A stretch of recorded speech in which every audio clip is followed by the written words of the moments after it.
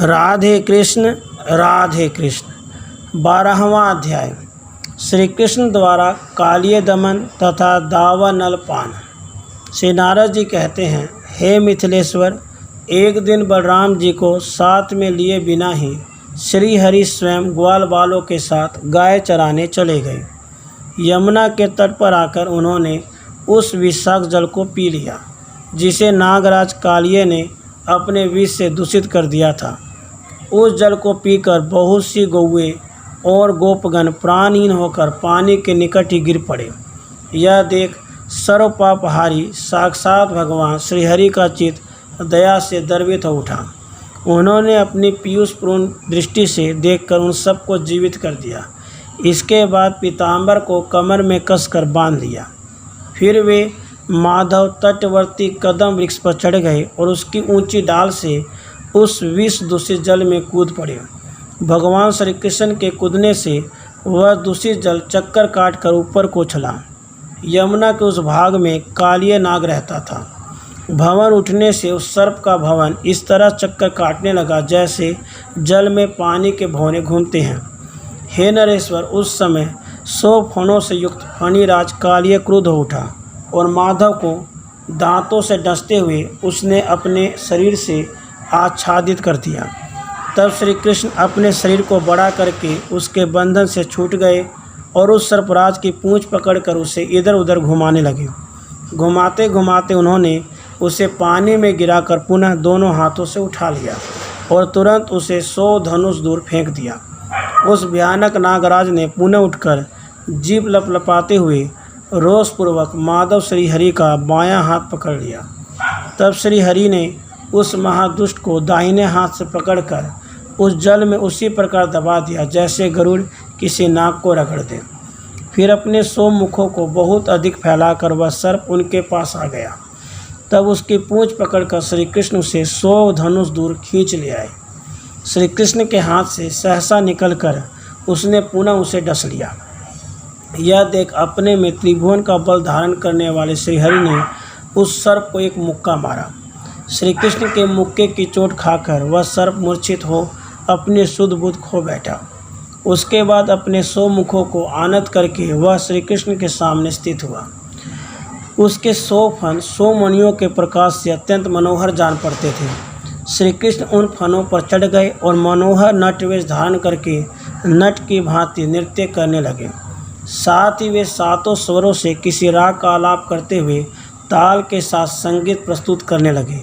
उस समय नटराज की भांति सुंदर तांडव करने वाले श्री कृष्ण के ऊपर देवता लोग फूल बरसाने लगे और प्रसन्नतापूर्वक वीणा, ढोल, नगारे, बांसुरी बजाने लगे। ताल के साथ पद विन्यास करने से श्री कृष्ण ने लंबी सांस खींचते हुए महाकायकाली के बहुत से उज फनवर को भग्न कर दिया।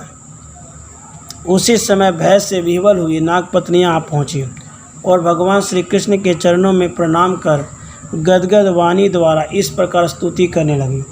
नागपत्नियाँ बोली, भगवान, आप परिपूर्णतम परमात्मा और असंख्य ब्रह्मांडों के अधिपति हैं। आप गोलोकनाथ श्री कृष्णचंद्र को हमारा बारंबार नमस्कार है।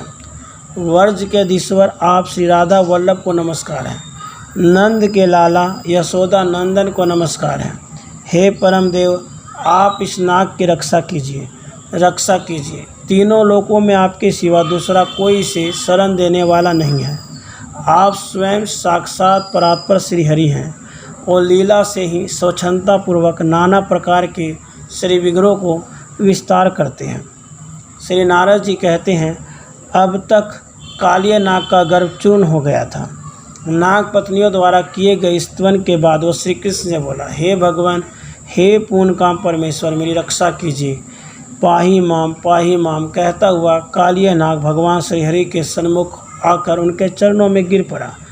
तब उन जनार्दन देव ने उससे कहा, श्री भगवान बोले, तुम अपनी पत्नियों और सुहृदों के साथ रमणक द्वीप में चले जाओ। तुम्हारे मस्तक पर मेरे चरणों के चिन्ह बन गए हैं, इसलिए अब तुम्हें गरुड़ अपना आहार नहीं बनाएगा। नारद जी कहते हैं, राजन, तब उस सर्प ने श्री कृष्ण की पूजा और परिक्रमा करके उन्हें प्रणाम करने के बाद स्त्री पुत्रों के साथ रमणक द्वीप को प्रस्थान किया। इधर नंद नंदन को कालिया नाग ने अपना ग्रास बना लिया है, यह समाचार सुनकर नंद आदि समस्त गोपगण वहाँ आ गए थे।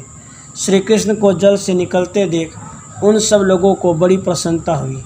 अपने बेटे को छाती से लगाकर नंद जी परमानंद में निमग्न हो गए। यशोदा ने अपने खोए हुए पुत्र को पाकर उसके कल्याण की कामना से ब्राह्मणों को धन का दान दिया। उस समय उनके स्तनों से स्नेह आधिक्य के कारण दूध झर रहा था। राजन, उस दिन रात में अधिक श्रम के कारण गोपांगनाओं और ग्वाल बालों के साथ समस्त गोप यमुना के निकट उसी स्थान पर सो गए। निशीथ काल में बांसों की रगड़ से प्रलय अग्नि के समान दावानल प्रकट हो गया, जो सब ओर से मानो गोपों को दग्ध करने के लिए उधर फैलता आ रहा था। उस समय मित्र कोटि के गोप बलराम सहित श्री कृष्ण के शरण में गए और भय से कातर हो दोनों हाथ जोड़कर बोले। गोपों ने कहा, शरणागत वत्सल महाबाहु श्री कृष्ण, हे कृष्ण, हे प्रभु, वन के भीतर दाव अग्नि के कष्ट में पड़े हुए सब जनों को बचाओ बचाओ। नारद जी कहते हैं, तब योगेश्वर देव माधव उनसे बोले, डरो मत, अपनी अपनी आंखें मूंद लो। यूँ कहकर वे सारा दावानल स्वयं ही पी गए। फिर प्रातःकाल विस्मित हुए गोपगणों तथा गौओं के साथ नंद नंदन शोभाशाली व्रजमंडल में आए। इस प्रकार से ग्रह संहिता में वृंदावन खंड के अंतर्गत कालिय दमन तथा दावानल पान नामक 12वां अध्याय पूरा हुआ। राधे कृष्ण, राधे कृष्ण।